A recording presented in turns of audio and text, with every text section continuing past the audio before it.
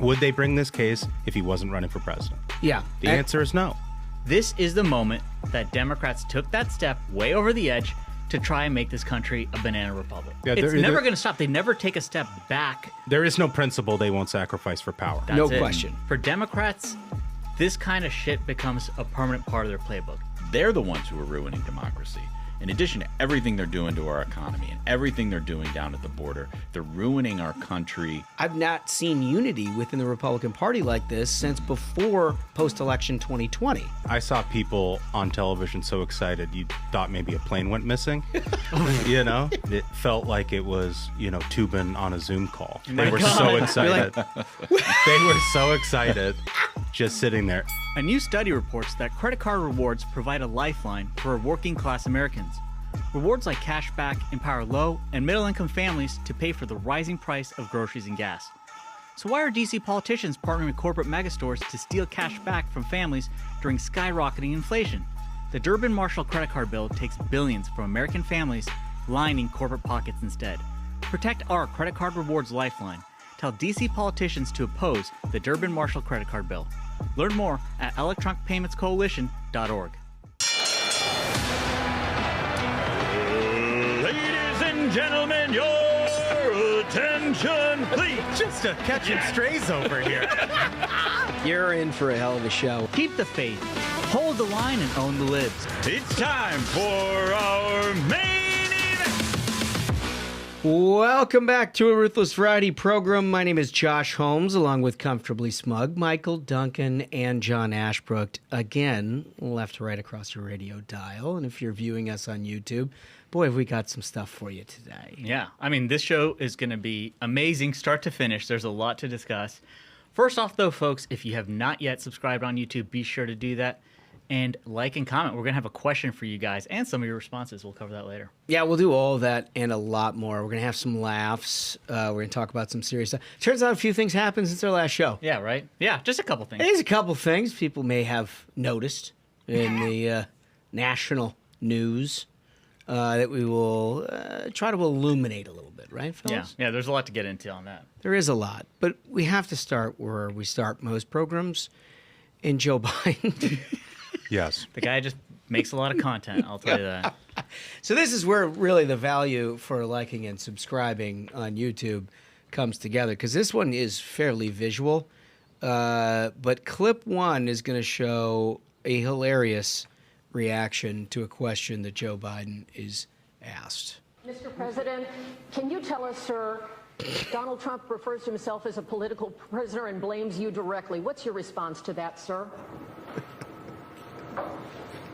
Do you think the conviction will have an impact on the campaign? Yeah, so for the folks who aren't watching, you see this smirk from Biden, kind of like a mission accomplished. Like, I can't make it less obvious what's going on here. See, I think that's the answer to the question right there. Smug, I actually disagree. This can be a hot take. Yeah. Because that is the face of a satisfied toddler as they filled up their diaper. As they slowly turn to you and make eye contact. It's time to clean up some shit. Yeah. The best response on X that I saw to this was, this is the exact walk and smile that I have after I've had too much to drink at a party and I just grab my car keys and everybody's starting to talk me out of driving home. That's dark. It's very dark. But look at it. I mean, it's true. It's just like the blank stare coming back at you. Oh, man. It's just so bad. But anyway, it gives you a good sense of where the Biden administration is on all of this. Yeah. I mean, when they send like Hollywood people out in front of the trial, when they start selling T-shirts celebrating that, hey, you know, we got our political opponents wrapped up in some lawfare, it's pretty obvious how they feel about this. It wasn't just Hollywood people. You know, there's a DOJ staffer who decamped the federal government to the staff. He was number 3 at DOJ. Exactly. Guy was number 3. He joined the prosecution. Yeah, and he was sitting over there as if nobody would notice. Right. You know, just sitting there behind the desk, maybe just taking it all in. Just there. Yeah. No, there's no collusion there. Yeah, of course Not not. whatsoever. Of course not. We're going to have a lot on that. We're going to spend the bulk of our show on that, what it all means. and breaking it all down, along with some of the ancillary stuff that's come out of it, right? Some poll numbers, some fundraising numbers, some where everybody's head's at.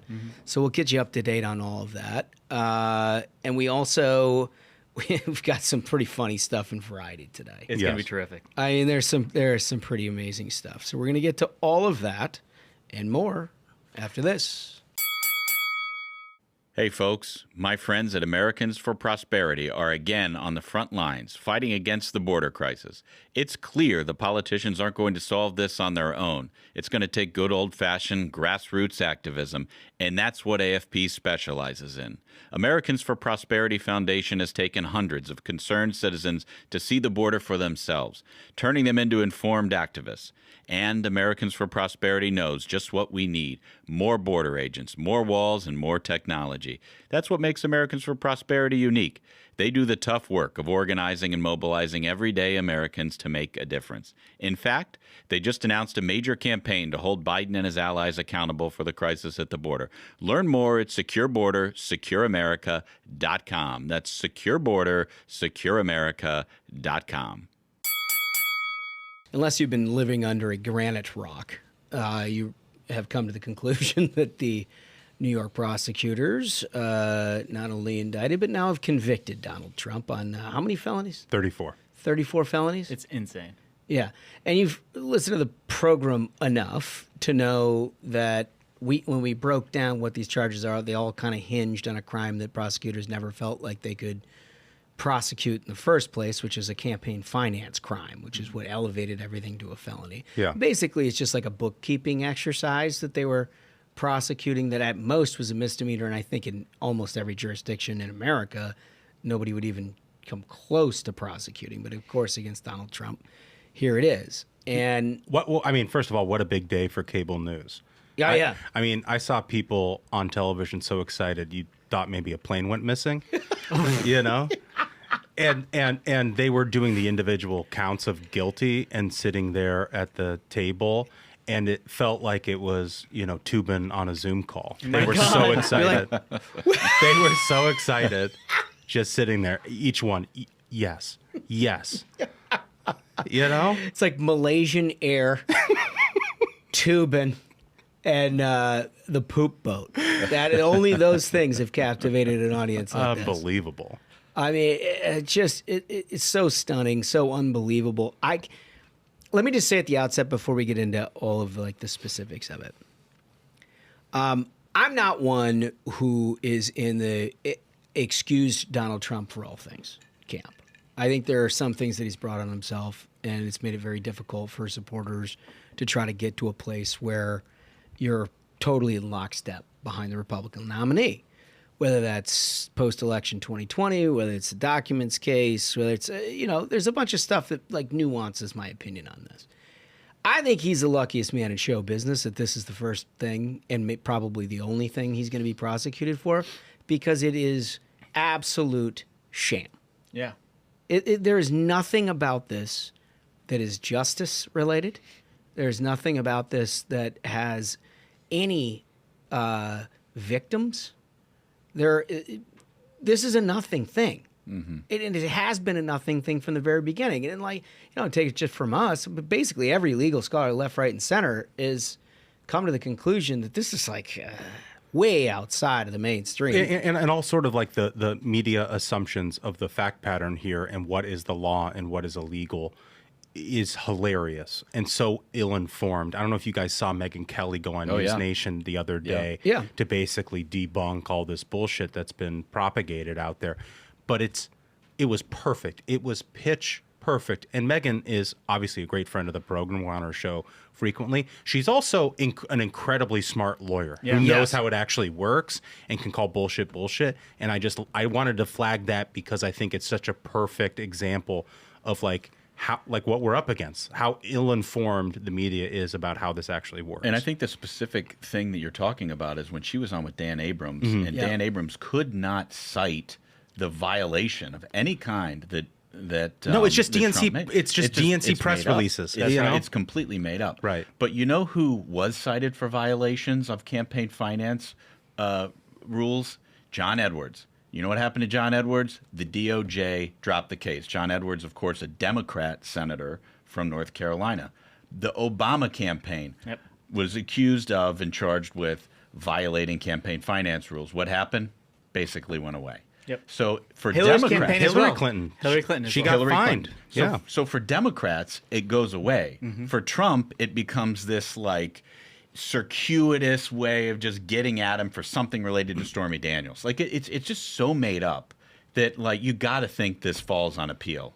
And that's the thing is I think in the minds of voters, they see, like Holmes was saying, that this is so transparently bullshit because there's no way, like prosecutors in their effort, because this was just to move voters. Everybody knows this. This was just an effort to move voters. They wanted to be able to run campaign ads that say convicted felon, Donald Trump. They weren't able to connect in the minds of voters Donald Trump to what went wrong. How is this a crime? You know, the whole time it was basically just like Trump bad, right, guys? Yeah, and the truth of it is they did move voters, just not in the way they wanted. That's the thing. We're going to talk about this later, but man, did he raise a lot It of money. is sort of a mixed bag, and we'll get to here later in this segment. But like, we also did this to ourselves. Like, we have to admit that as Republicans. Like, this was the clear plan from the very beginning. They only had one plan Months ago. They have a president, Yeah. an incumbent president, who has done nothing right in office to the point where he has 33%. I mean, his approval rating is lower than George W. Bush at the height of concern over the Iraq War. I mean, think about that. It's pretty low. The number of things that you need to do domestically to put yourself in that category is unbelievable. He has done literally nothing right. He can't dig himself out. As we saw with the opening clip, he looks like a cadaver on wheels. Yeah.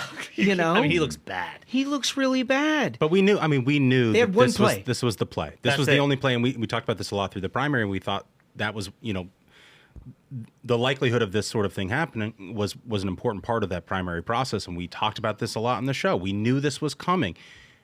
I guess I'm just sort of tired of crying about spilled milk. Like, we knew this was going to happen. The most important thing, I think, for everybody watching this or listening to this, and every Republican in this country, is do the actual things that allows us to win on November 5th.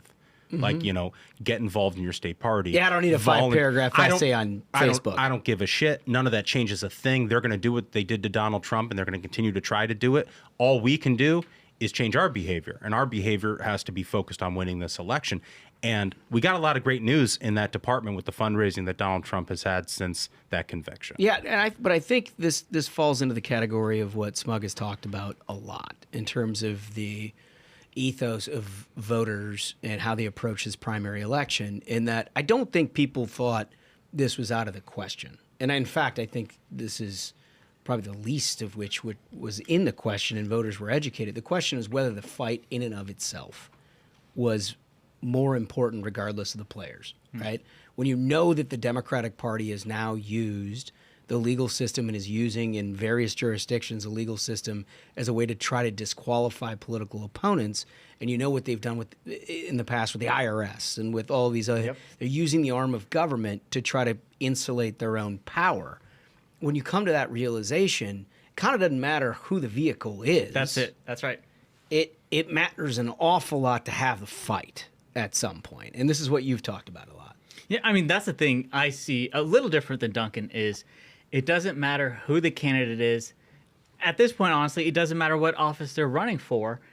Democrats are going to use whatever levers of power they have in government to try and stop anyone from taking away their grip on power. That's all that matters. Like, the Democrat Party at this point believes in nothing because the base of the party is essentially communist, but the people at the top are all like billionaire corporations. Yeah. Like, how does this work together? Well, it's easy. They just want power by any means necessary. You're not wrong. I would just say, Donald Trump is a case in and of himself, and that is different than other Republicans. And that doesn't mean they wouldn't try to do it to other Republicans as well. It's just like there are things Donald Trump chooses to do that makes it more difficult for himself. I mean, for example, in this New York case, he could have used an advice of counsel defense and chose not to.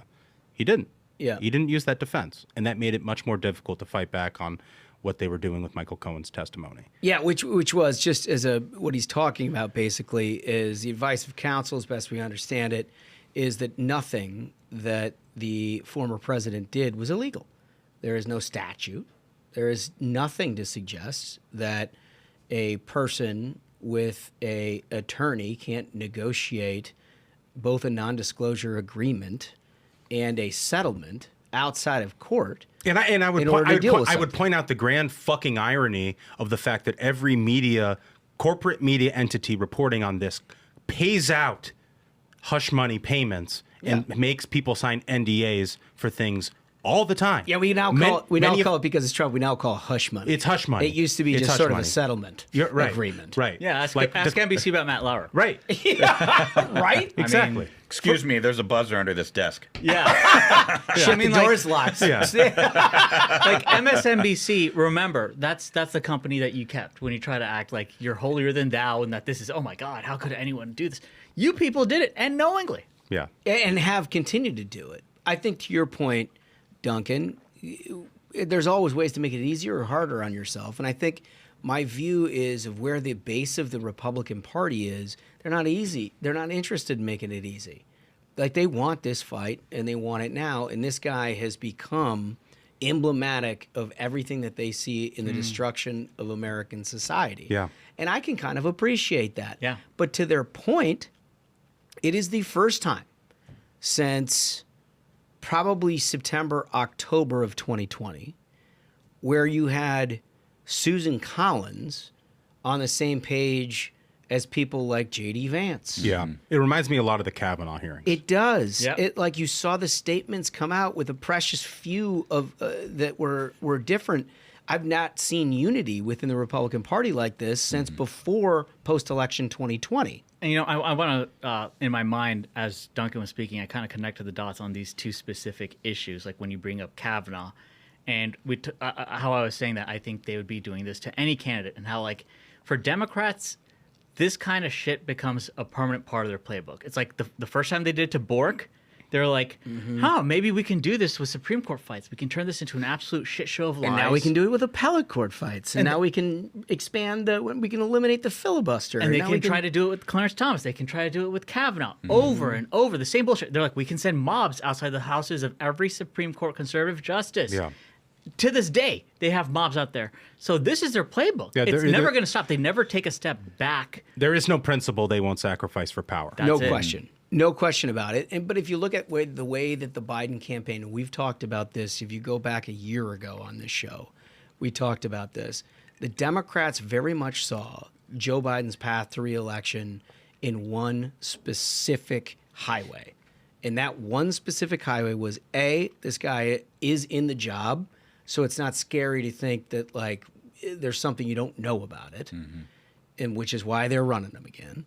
And B, they think that they can get criminal convictions on this guy, tag the felony onto the pitch in ads across this country, and recapture that sort of 48 to 51 segment of the electorate that very much is not ideologically interested in what Joe Biden is selling, but is uncomfortable about things like quote unquote democracy. But there is some evidence, to your point a minute ago, there's some evidence that it's maybe backfired. I mean, if you can align Susan Collins with J.D. Vance on anything, you can get suburban voters back into the Republican fold. And I think, Holmes, you had a pretty good tweet on this about how Alvin Bragg is the #1 Republican operative in the country right now because he's done something that nobody else could. That's unify the party. And if our base starts coming home and the mods start coming home, like, look out. They have done something that, as Mitch McConnell said, they're going to regret a lot sooner than they think. Yeah, I think that's right. I mean, to that point, you have $53 million of small dollar contributions to the Trump campaign within days, a couple of days. That is a number. That is a number. And look. And that's candidate money. That's hard dollars. That's hard dollars. It is a different category than super PAC dollars where somebody can stroke $1 million check or more.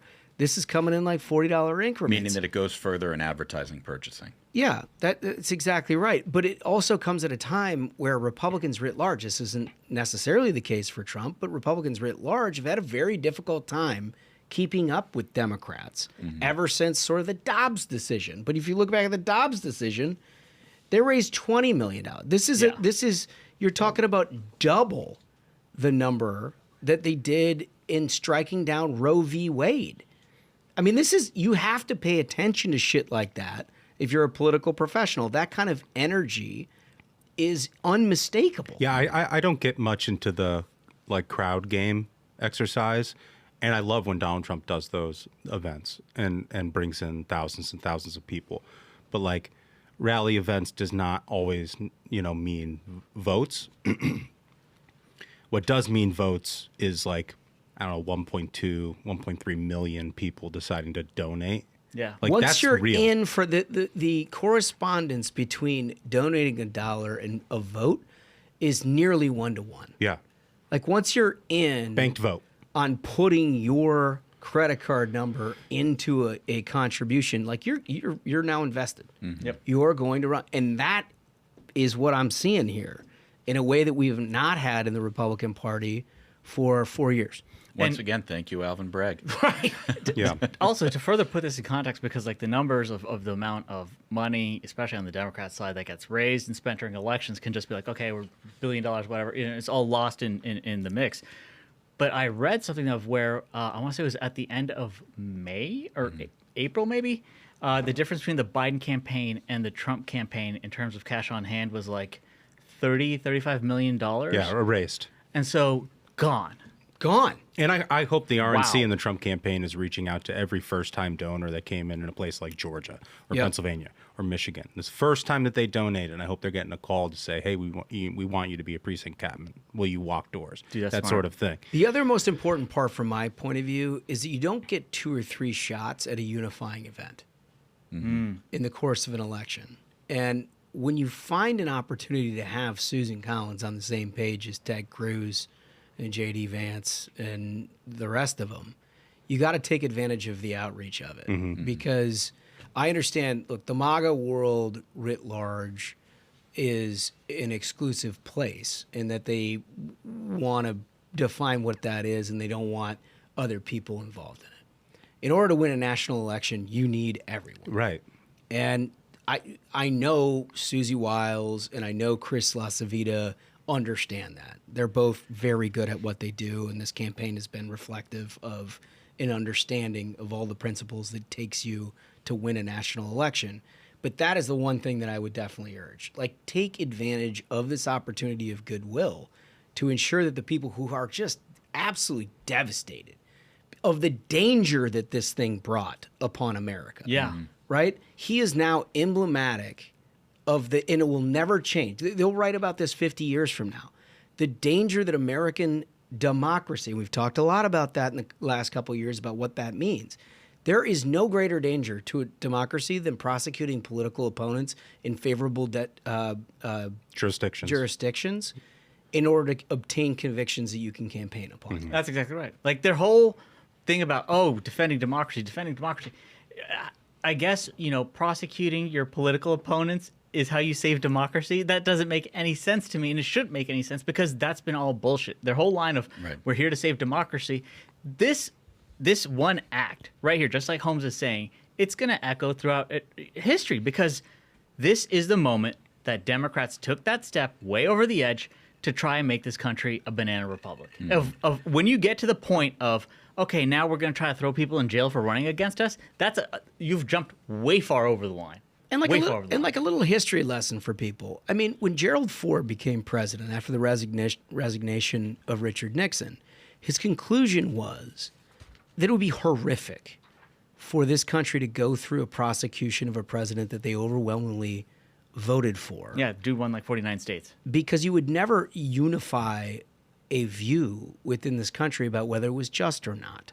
And it's not to say that this is not a commentary on Nixon, what he did or did not do, but the overriding principle is whatever the crimes are, assuming you're not talking about obvious murder crime, there's a political constituency for all of that. And if your goal is to try to govern America, if democracy is actually important to you, then that has to take some precedence. You need to understand that taking somebody with a constituency of roughly half this country, 74 million people in the last election, and saying that you're going to prosecute under incredibly ridiculous means, you're telling those people you're going to do whatever the fuck you want to do. The one thing I would say to anybody out there who has family members or friends or people who are like, no, Trump had what was coming to him in this case or whatever. Just ask them this question. If Donald Trump was not running for president, would they have brought this case? Of course not.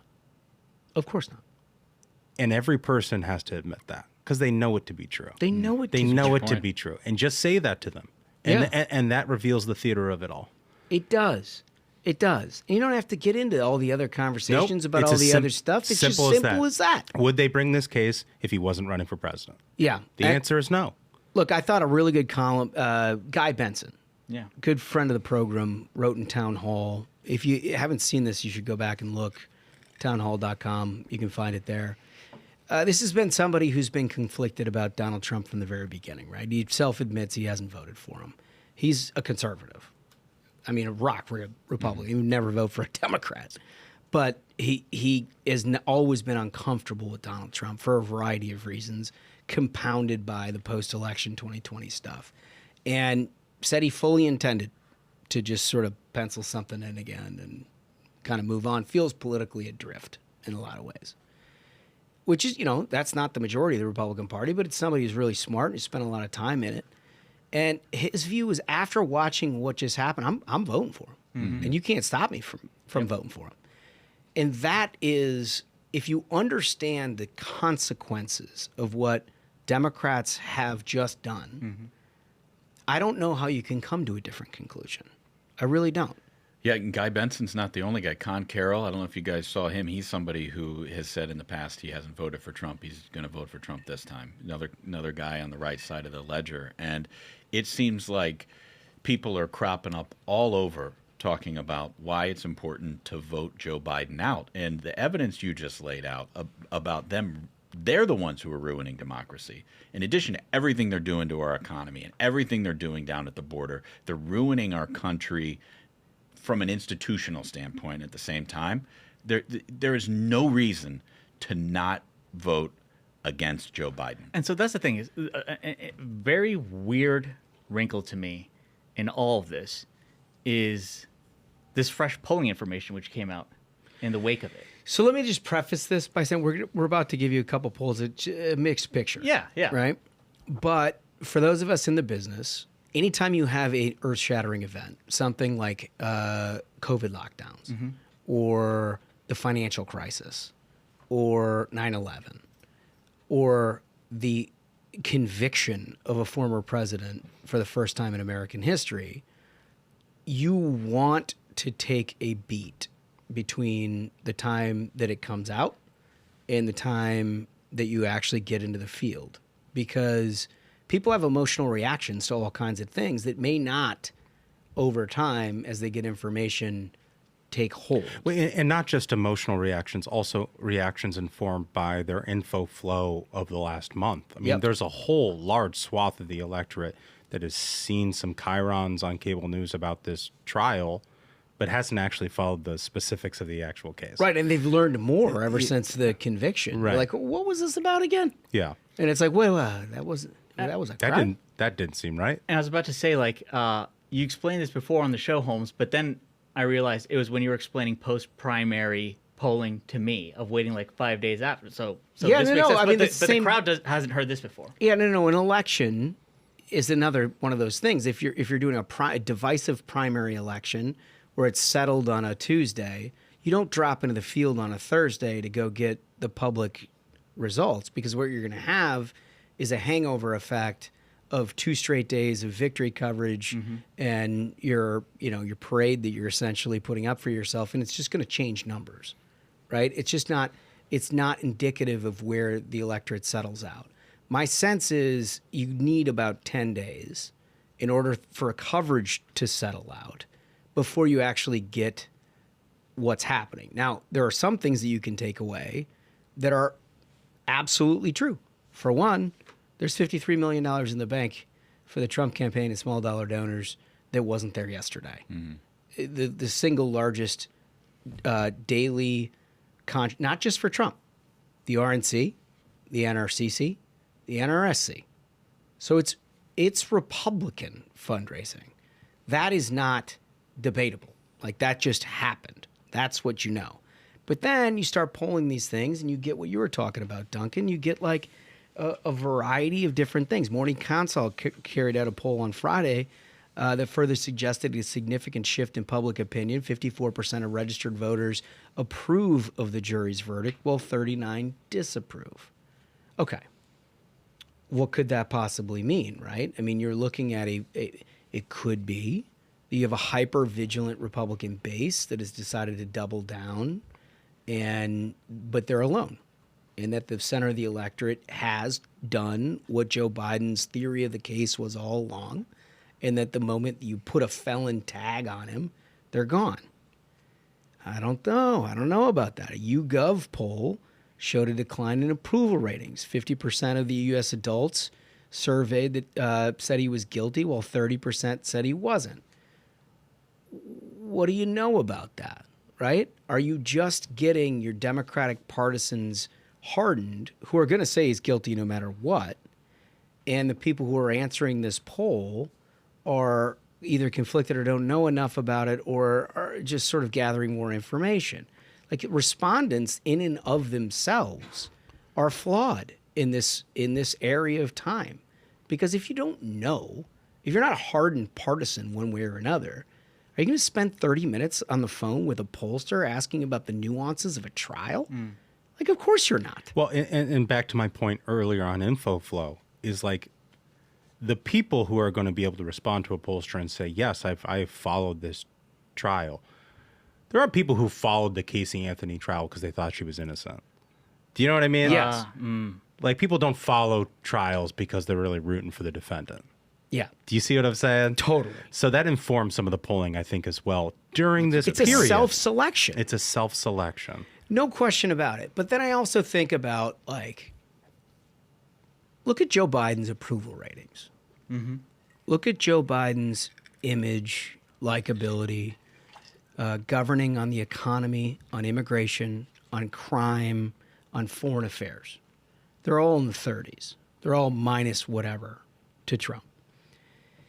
Is this indicative, as it has been in the past, of how people are feeling about how they ultimately will vote? That was part of the reason I had a hard time jiving with, like, what how can this work? In what universe, when you have Biden's ratings in the toilet, that then, like, who are these people in this universe? I mean, it just seems to me like we've got a different subset of shit. Like, I think all the data right now is nonsense, and I think it'll be nonsense until like the third week of June. So pay little attention to that. We'll cover it a little bit and give you some nuance. But my sense is that this thing kind of settles out into very close to where we were prior to all of this. I think the debate probably has a impact.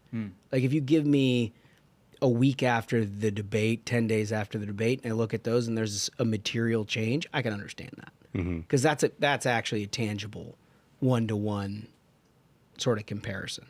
But what you're dealing with now is we already know is not within the top 10 issues that people are actually casting a ballot on. They're not.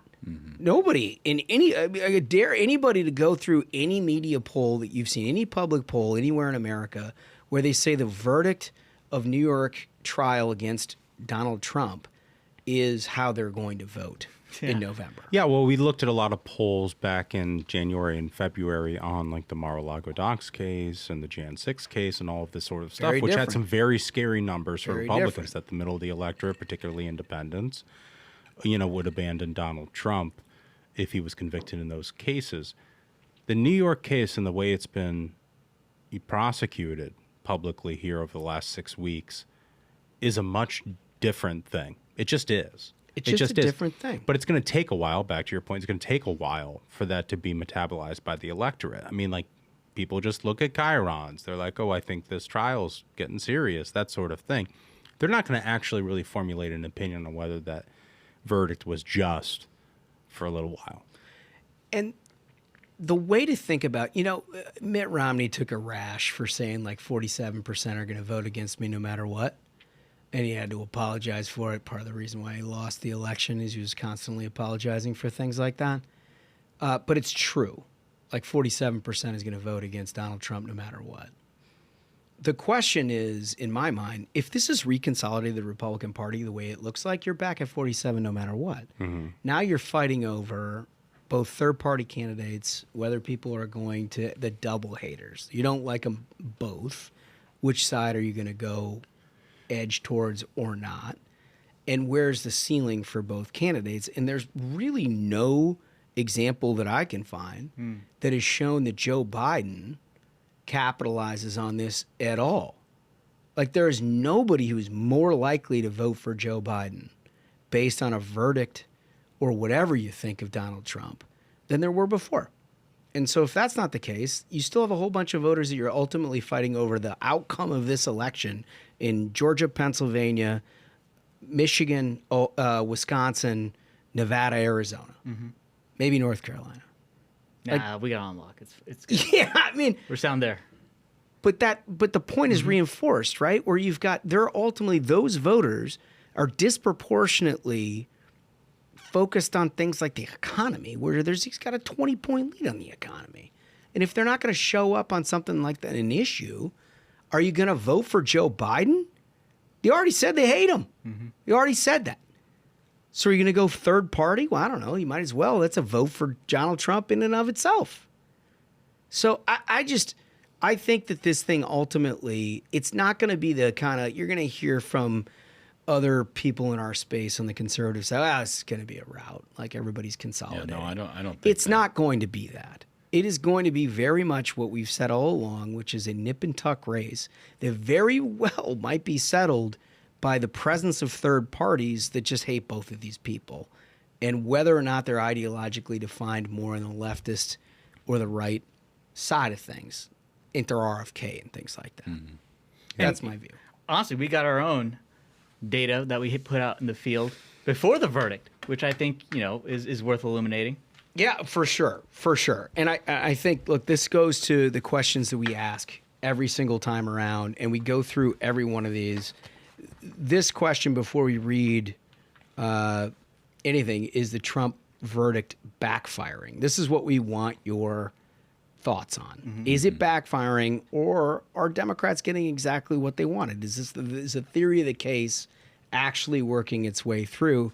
Be interested in your thoughts on that. For on YouTube, leave us the comments on whether you do think it's backfiring and helping Trump, or if you think this is as Biden wanted and it's going to help him. And talk to your friends. Like, I want to know what you're hearing in your social circles. What I love more than anything in doing this show is getting ground truth from people who actually, live in these states. Totally. Like, I love reading this stuff more than I love doing the show. Yeah, I know. You know what I mean? I know. Like, hearing from the fans is the most valuable thing we can get. Totally. We get good stuff. So last week we asked, will a guilty verdict change your vote? Well, it turns out you had some thoughts on that. You sure which did. we appreciate. By the way, this show is like, we're cooking with kerosene right now. We are, and that's thanks to our listeners. And we get great comments. And if you want to comment, just remember, like and subscribe if you wish to opine. And subscribing is free. It is very free. I love when you do that. It is very free. And we're not going to check your internet history if you subscribe, if you happen to be of libertarian nature. I just want to clarify, that's not how it works. Like, we don't actually You're sticking see up for the libertarians again. No, I'm just saying, if you like and subscribe, and also maybe put on notifications, hit that little bell. Too. The algorithm tries to keep conservatives from getting They served really out. do. So if you put on the notification bell when we put up content, like, you'll get a push notification on your phone. That also helps. It does. It does indeed. So let's start with the voice. Comment number 1 comes from Ann Shanahan. Ann Shanahan writes, "Hey fellas, first time commenting. Just saw the verdict, and I just signed up to volunteer for the campaign. Let's go. That's perfect. First time volunteering. Wow. The people who are doing this need to not have power. Yes. They are willing and working to destroy our republic to retain their power. Thank you for all the work and all the fun." So that's what I identify That's the energy with this. we need. That's the energy right there. But that's what I identify with the most. Dude, that's incredible. It's like, we spent the first 20 minutes of this show being like, the Trump campaign, the RNC, needs to use this moment, this inflection point, to find that extra 10% of the electorate who's motivated by this, the same way the Republicans were motivated about Kavanaugh. And the first comment we read is a person who did that thing. Did the right thing. And that Did is the why right thing. that is why our listeners are, no joke, the greatest force in They politics. are. That's right, dude. They We've can win seen this it election. time and time They again. actually do the thing. They do the thing. We God, saw I it. love it. I we love saw it. it. Comment 2. Okay. Michael Duncan. Incredible voice of his own. This is from A. Gilbert, 5653. To answer the question of whether a guilty verdict will sway my vote for DJ Trump, the answer is yes. It will impact my vote and ensure I will vote for him. I am a lifelong Republican, but have not voted for Trump in the last 2 elections, instead choosing to forego a presidential vote and voting down the ticket for the R's. However, I find this whole trial, parenthetical, doing my best Duncan impression, fucking disgusting. I can hear the Duncan voice. Yeah. In a complete mockery of justice and due process. The left is complaining about the rest of democracy and the destruction of norms, gaslighting all of us, while they do both in pursuit of holding power. It has to stop. Trump has my vote, and a conviction in this kangaroo court will only reinforce it. That's right. I get it. I get it. It's great. Another great comment. Another great comment. Makes total sense. Smug else. What else we got? So this is from Wild Will, 1994. They write, I was away from my phone for most of Thursday, celebrating my 30th birthday. Congratulations. Yeah, congrats. But I was looped into the conviction news on my drive home. To answer your question, the conviction has moved me from, quote, resigned Trump voter to, quote, actual Trump supporter. This whole thing is an absolute sham. One of my biggest worries is what would happen if Biden were to pardon Hunter if he gets found guilty. Because you know he'd do it on his way out the door. Mm-hmm. I know we're supposed to take the high road, but I'd really just like Democrats to face actual consequences for a change. Amen, dude. I mean, that's a great... Imagine if they had to face consequences. It would be incredible, and it would be a first time. Yeah. Unquestionably. So just remember, what we're going to ask here that we're going to read on Thursday's program is the Trump verdict backfiring, or are Democrats getting what they wanted? Yeah. And I want to hear that because, look, the stuff that we pick out is indicative of the whole. Yeah. And it's indicative of electorates that we want to hear from. And I know that there are different variations of kind of the same theme, but that was the theme. Yeah. That was the theme. I mean, there's no question Yeah. how it came back to us. And I love reading all of them. NC Attorney, shout out. Yeah. NC Yeah. Attorney Mary, Dude, shout out. she Dominates. always Dominates leaving the comments. We love her. I love it. I love it. All right. You guys want some variety? Yes. Absolutely. So this is the one thing that McDaniel put in here. Yeah, I've heard this has been hyped. I don't know what it is, but it's supposed to be hilarious and crazy. It's pretty amazing. So this is according to Yahoo UK. A massive remote work scam fooled 300 U.S. companies into hiring North Koreans. No, you gotta be prosecutors kidding. say. Let me just read a little bit of it so you can get a flavor for this. An Arizona woman has been accused of aiding North Koreans in securing remote work jobs in the U.S. and funneling their wages back to North Korea, which is subject to U.S. sanctions, according to federal prosecutors. The U.S. Attorney's Office in the District of Columbia announced in a press release on Thursday that Christina Marie Chapman, 49, was arrested on Wednesday and charged with 9 counts, including conspiracy to defraud the U.S. According to prosecutors, the scheme began sometime in 2020 and used the stolen identities of about 60 U.S. citizens. Wow. They said it impacted more than 300 companies and generated more than $6.8 million in revenue, which was sent directly back to North Korea. So do you think they would never turn their Zoom camera on? You think that would, like, how do you Well, get that's the thing is, past like, them? how do you get a Zoom camera to begin with in North Korea? Wait, hold on. I got to read Yeah, more of keep this going. because we need details. I feel like in the charging document, prosecutors alleged that Chapman facilitated overseas IT workers. So you don't, you can't talk to them, right? We know that. So that's like, if you're going to start a scam, it works well with somebody you can't communicate with regularly. Posing as Americans using stolen or borrowed identities from U.S. citizens, Chapman was first approached in March of 2020 by an unknown individual asking her if she wanted to be the U.S. face of their company, according to recently unsealed indictment against Chapman. So, real quick right there. Did she click on the email being like, we have a job for you. And instead of a Nigerian prince, it's a North Korean dude. Like, Exactly. how does this happen? But also, how do you execute that?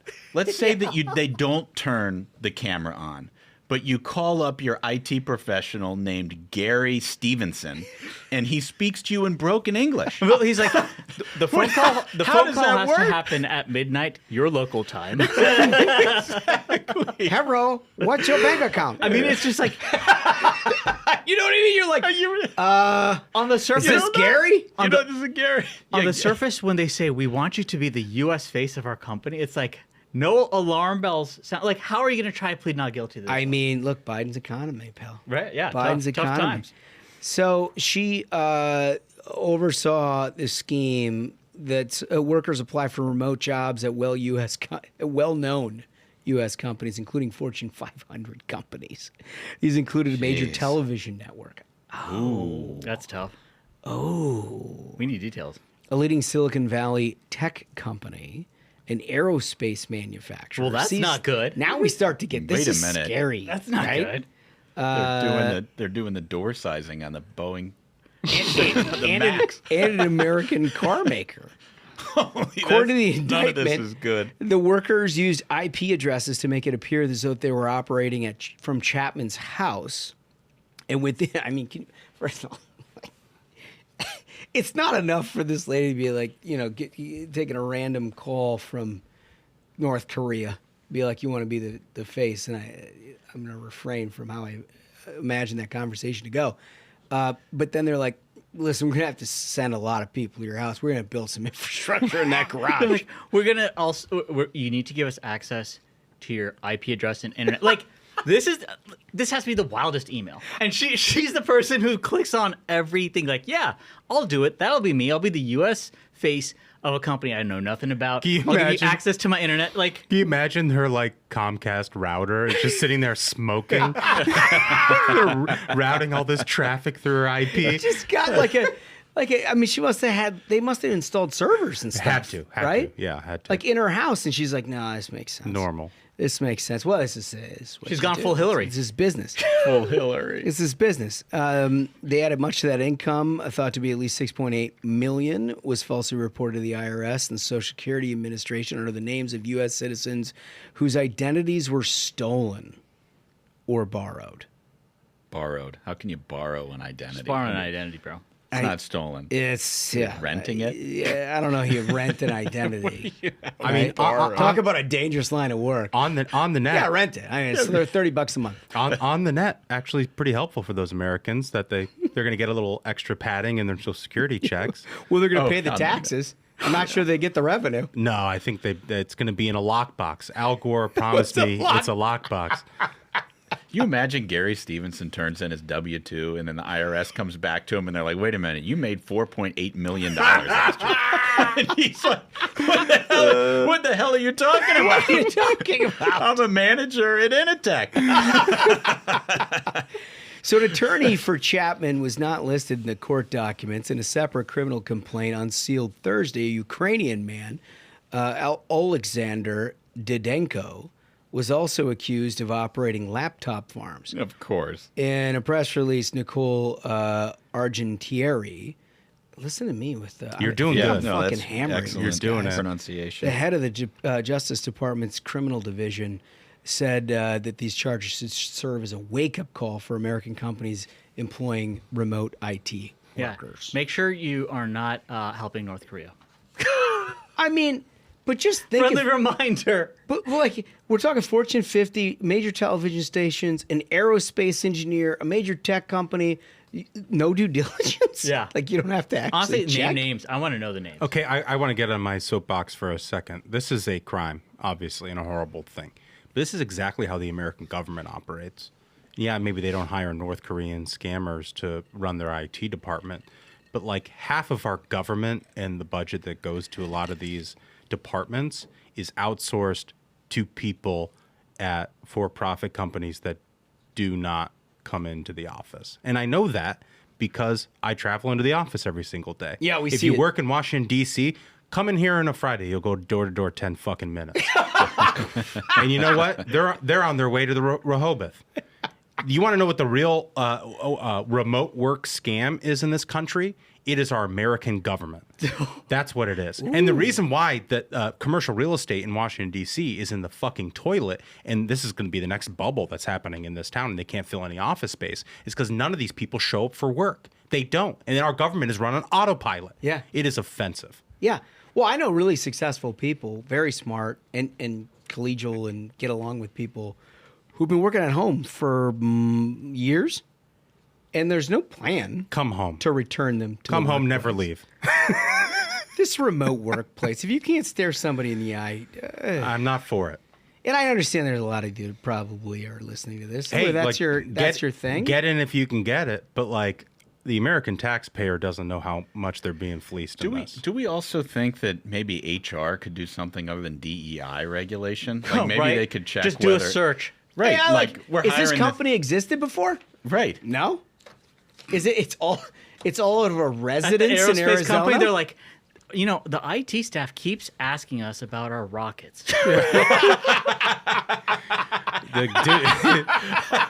All that HR is checking on is if they posted a black square on Instagram in June of 2020, and then once they've done that, then they've passed. You're hired. They've passed.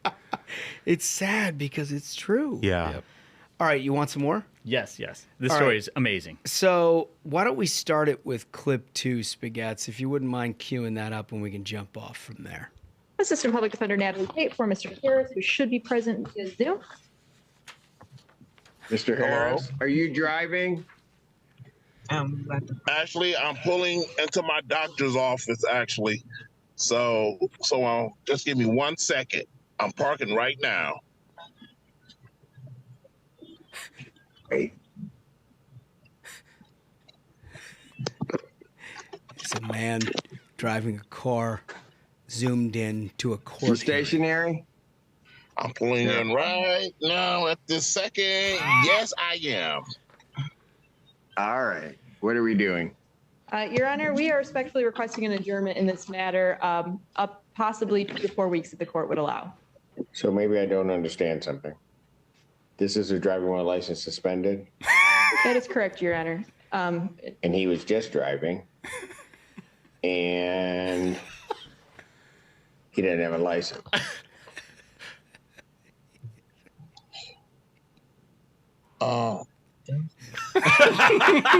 Is with the charges, Your Honor, yes.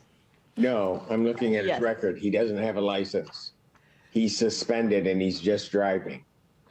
That is correct, Your Honor. The judge is smiling. He's looking around like, you got to be kidding. I don't even know why he would do that. So the defendant's bond is revoked in this matter. Defendant is to turn himself into the Washington County Jail by 6 p.m. today. Failure to turn himself in will result in a bench warrant with no bond. He's just shocked. He's just shocked. But here's the thing. Yes. There's a twist. Okay. There's a I did not hear very about the important twist to this story. Hold on. Let me lay the predicate before you yeah. get to the twist. So what happened was a guy was a defendant accused of some crime, and he's appearing in court via Zoom, which is allowed. Sure. And he zooms in while driving a car, except the whole list of charges is out in front of the judge, and included in those lists of charges is a suspended license. So he's driving, and the judge is looking at a piece of paper that says the one thing that this guy can't do is drive a car. And so obviously he's reacting to that. Now plot twist. So that's the thing is, so a lot of folks may have heard this story and they're like, oh, how crazy. A guy who's, got a suspended license, shouldn't be driving, zooms in while driving to the court case about having a suspended license. The twist is the government messed up because he had reinstated his license years earlier. Isn't that a crazy twist? Wait, he wasn't on a suspended license. And the government messed up the paperwork. They didn't figure it out with the DMV. Basically, they didn't file the right TPS report. That's exactly it. And Yeah. for that Gotta be reason, kidding me. this dude was taken into custody. So, all right. So here's the full background. This is according to WXYZ.com. local affiliate. Nice. Of some. This isn't one of those McDaniel fake news websites? This is a real thing. Nice. Says the video of Corey Harris went viral and garnered a lot of laughs, but it's no joke for Harris, who's trying to understand how he ended up being charged with driving while having a suspended license. The suspension is tied to a child support case with Saginaw County friend of the court. And in January of 22, a judge ordered the suspension be lifted to allow Harris to drive again. So that's like years have gone by, and the government office didn't check the right box. So according to the Michigan Secretary of State's office, they never received a clearance from the friend of the court in 22. So Harris's suspension was never lifted. Yeah. It took less than 5 minutes for 7 News Detroit, this is the local affiliate, doing good work, running these things down, to search Saginaw court records to see that in January 22, a judge rescinded the order that suspended Harris's license. They did a search in 5 minutes and found it. I love that they added that color. That was good for them. Yeah. Unfortunately for Mr. Harris, Saginaw County Court had outsourced to North Korean IT support. But to Less than 5 minutes? That's the thing is, to me, that's what is most ridiculous. It's because now you have one government agency here at the Michigan Secretary of State's office saying, we never received a clearance from this other government court. It's like, how many examples? And our audience, if you've ever been to like the post office even, you know anything that has in any way contact with the U.S. government instantly becomes inefficient. Yeah. And they don't know what the hell they're doing, and everyone's just waiting to take a break. That's all that happens at every government agency. And so when you have one government agency saying, oh, we didn't receive the proper paperwork, and in the end, what ends up happening is a dude gets taken into custody when this order was lifted over 2 years ago. Well, my favorite part is the prosecutor, who the judge is like, whoa, like, wait a minute, it says in this paper this guy doesn't have It's like, a am license. I reading this correctly? And like, first of all, she had no problem with the fact that he was pulling into the drive. Like, that was not, she was talking about just like, let's put this thing off, I'm not ready for it. And then the guy's like, what, but he doesn't have a license. And they're like, that's correct. Well, it turns out it's not correct at all, right? She's a public defender prosecuting this guy. She didn't take 5 minutes to search. Didn't take the 5 minutes to search, doesn't know anything about it, wanted to put it off. I mean, maybe this is like a full docket, or maybe this is like indicative of what you get in your courtrooms these Bingo. days. Break time. That's it, dude. Break You know what I time. mean? Like, Yep. what? I think the Trump campaign needs to track down Corey Harris and make him a spokesman in the state of Michigan, which is critically important. Critically That's right. important. Not a bad idea. exactly right? Saginaw County friend of the court has also not responded to the calls. Tough to get the call, you know. get the North Koreans. You know? How they can't even send a letter to the Secretary of State. They're They're like, going to I answer thought- the phone? They're like, we don't keep files a year and a half ago. Are you kidding me? Your government literally fucking hates you. It's incredible. It's incredible. Friday afternoon, the Secretary of State's office confirmed that they never received the clearance from the friend of the court, and that they would have allowed him to be reinstated after he'd paid some fees. Oh, Probably, yeah. The They're North, like, also, he should pay us, even though we fucked up. I think You should pay us guys, the problem is the North. $35. I got to print another license. Yeah, you we asshole. we fucked up. We had you get arrested. Pay me. The Like, North this is the fucking mob, dude. for all of the, we've been put out. Yeah. In this reinstate. We have your this license. fucking news channel calling us about our fuck up. Just give us the money. We'll knock the shit off. The problem is the North Korean temps thought they were working with the real Secretary of State. So they were asking for Honestly, it's secrets. probably happening these days. The Michigan office is like secret. They keep asking us about launch codes. Yeah.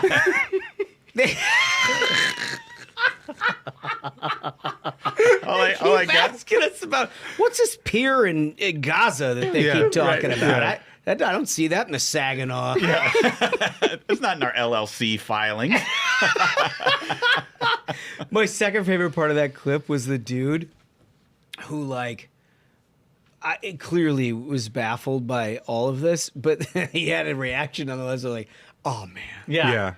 it was like, oh, here we go again. But that's the thing is, like, everyone listening knows that feeling. Yeah. Because, like, at least 50% of your interactions with government, whether it's to do some small stupid thing, Yeah. you know, like registering some deed or whatever bullshit, you have a 50% chance of the government agency is going to fuck up. Everyone knows, because like when that dude sighed, I was like, exactly, dude. Yeah, because they always fuck up. Yeah. It's incredible. Yeah. It doesn't actually matter if it's like Social Security Administration, IRS, or anything at the local level.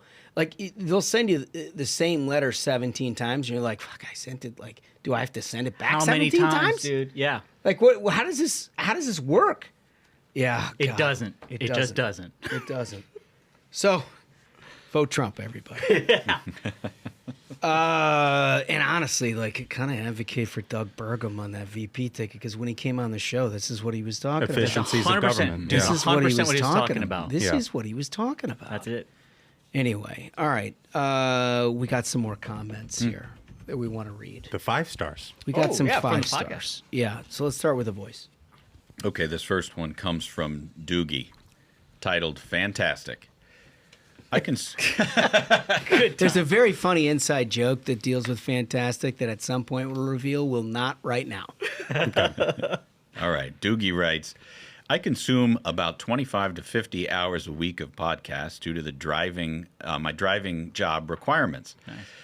The 4 most anticipated hours of my week are the Tuesday and Thursday programs. Yes. Knowledgeable comment and hysterical variety.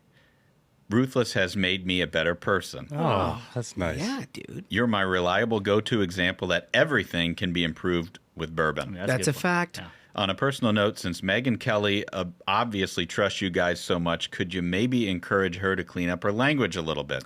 I think you've come to the wrong guys on that. Yes, yes, and no. You guys are the very best. Stop the lie, Brian Kindle. Thank you, Brian. Yeah, That's thank you, very, man. very kind of you. We wouldn't dream of cleaning anything up. We put that to vote again in our comments. And the people spoke. People spoke. They're like, I'm with you on "No, the clean we language, but want hey, filth." the people said it. yeah. It's also so much better when she does it. Duncan, what do you got?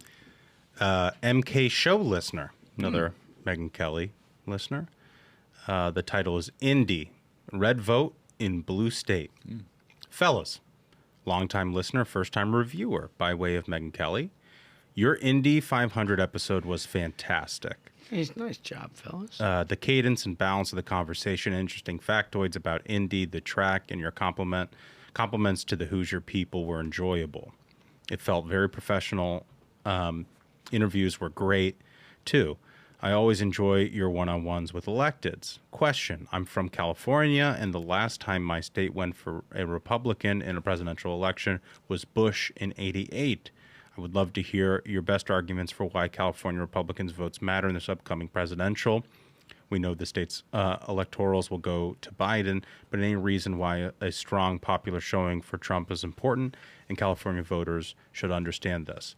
Of course, I'm still voting and appreciate the need to vote down ballot, but curious of your thoughts. Keep the faith, hold the line, own the libs. Alana. All right. 3 reasons why your vote matters.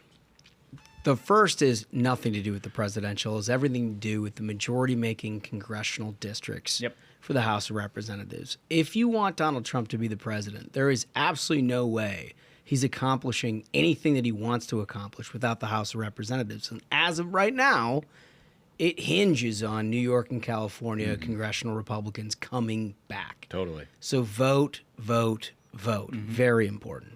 Second is, if you got some excess cash, send it abroad. Send it to folks in Montana for that Senate election. Send it to Wisconsin, Michigan, Pennsylvania, North Carolina Georgia, for the governor race. North Carolina. There's a huge amount of not only people, but wealth and capacity of people to help out other places of this country where there is a cottage industry of the people who live in your state who are also have the exact same takeaway that you do, that this is a blue state, and they just fund the shit out of everything blue in states that they have absolutely no existence within. Yeah, Jamie Harrison, perfect example. Amy McGrath, perfect example. All But got funded from out of state. from liberals. California liberals. Yeah, Totally. And, So- might I offer one more? I was going to say my third, and then okay. you can. My third is you got to build somewhere. And the fact of the matter is, there's a whole bunch of really talented local people who I've met in the last year who are trying their best to try to anchor in conservatism, and they're doing it through a prism which, like, it presents itself in the environment. Like, for example, if you're in Southern California, there's just no chance that you're not absolutely concerned about illegal immigration, about what it's done to your communities, about how it's shut down your schools, about the crime that's associated with it, not to mention the resources and everything that Gavin Newsom is doing in terms of like offloading benefits that should be for taxpayers into trying to accommodate all those folks. And like, there's a different lens there. And if you can get a foothold, perhaps not this year, perhaps not next year, but maybe like 2036, California looks a little bit different because they've seen the failures of progressivism. And you invested over time in trying to make a conservative case that, quite frankly, would serve your population a hell of a lot better than these fucking clowns. And can I add one little factoid? Sure. Source of inspiration. In 2010, do you know which state sent the most new members to Congress, flipping the seat from blue to red? Yeah, it's California. New York. It was New York. New York? It was New York? New York beat every other state in the union. Well, it had to have been close because California was the other one. Yeah. So that's the thing is, keep working towards it. It starts at the community level. Find your like-minded people. Get out there, canvas, knock on doors, build that community because it's those folks that move the needle. Yeah. No question, Smug. Oh, you have a... I have one more. Yeah. I wanted to add in there. The popular vote. We would like every Republican in California to vote so that Donald Trump can win the popular vote. Like, there's nothing more fucking annoying than having to listen to a liberal on cable news bitch and whine about 2020 and 2016 and now we won the popular vote and that's actually what, should be the thing. And as we already know, when Democrats don't get exactly what they want to tear down the Constitution. They want to tear down our republic. Eliminate the Electoral College and all this sort of shit. They'll do it again. And they'll try to do it again. And the best way to avoid that is a lot of, Californians who are Republicans turn out and vote from the top to the bottom of their ballot because we just don't want them to win the popular vote. Obviously, that doesn't really matter, and we're going to try to beat the blue wall in Michigan and Wisconsin and Pennsylvania and all that sort of stuff. But it'd be really nice to win the popular vote as well. I mean, we still one more thing. We still have to talk about how actually Al Gore won in 2000 in Florida and should have been president, even though they did a fucking forensic audit of everything that happened in Florida, and PricewaterhouseCoopers or some accounting firm did an entire independent analysis and proved that George Bush still won that election. They still go on MSNBC every night and say that Al Gore won that election. Yeah. These people are such fucking liars. Let's win the popular vote too. Please vote. No doubter. No doubter. Yes. Yep. All right, Smug. So this one comes from AMO Wildcat. Okay. The title is Smug single? Oh, hello. Let's go. I can't believe that Wolf snuck this in. This is great. Guys. From the luxury of my small town Cincinnati home, I thoroughly look forward to my man Smug every week. His takes are spot on. Understands the boomers like no one else can. Hold your frat party together. Midwestern elder millennials like myself need more men like Smug. Guys, add to the VP stakes. I apologize. I'm happily spoken for, to be honest. But I appreciate the sentiment, and I will keep giving good takes. This is something that's come up from time to time. Well, because we don't talk about it. No, I never talk about it. The same way that, like, you see, I always give this example. A couple weeks ago, when Barron was graduating from high school, right?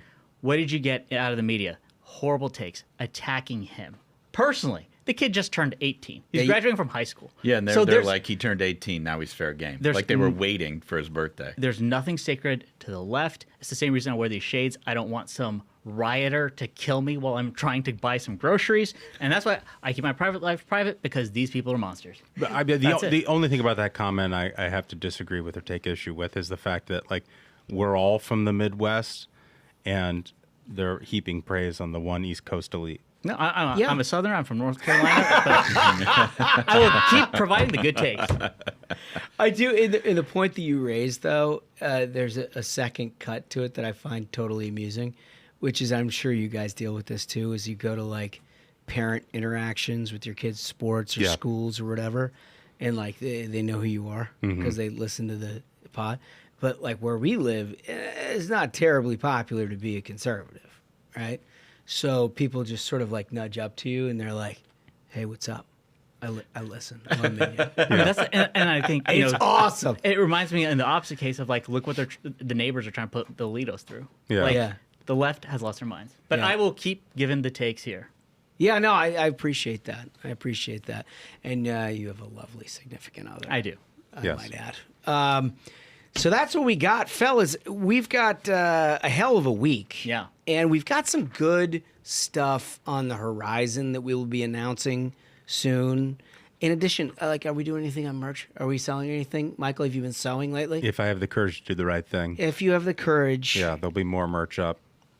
More hats, stuff for the summer. The one that Ashbrook has on, we've had out of stock for way too long. That always sells out. It's a great hat. In seconds. Honestly, it's my favorite hat. I wear it relentlessly. It's a lot of stitching. It's a lot of stitching. That's carpal tunnel. You want me to get carpal tunnel? Well, I think the fans deserve it. Okay.